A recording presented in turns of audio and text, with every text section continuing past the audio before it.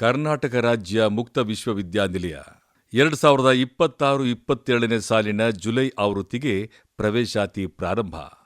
PUC ಆದವರಿಗೆ ಪದವಿಗೆ ಪ್ರವೇಶ, ಪದವಿ ಆದವರಿಗೆ ಸ್ನಾತಕೋತ್ತರ ಪದವಿಗೆ ಅವಕಾಶ.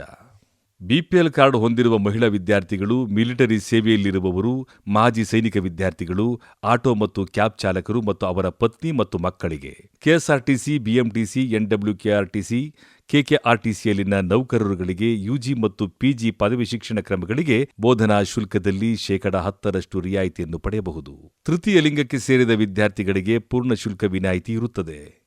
ಕೋವಿಡ್-19 ಕಾಯಿಲೆಯಿಂದ ಮೃತಪಟ್ಟ ತಂದೆ ತಾಯಿಯ ಮಕ್ಕಳಿಗೆ ಸಂಬಂಧಪಟ್ಟ ಇಲಾಖೆಯಿಂದ ಅಗತ್ಯ ಪ್ರಮಾಣ ಪತ್ರಗಳನ್ನು ಸಲ್ಲಿಸುವ ಷರತ್ತಿಗೊಳಪಟ್ಟು ಪೂರ್ಣ ಶುಲ್ಕ ವಿನಾಯಿತಿ ಇರುತ್ತದೆ.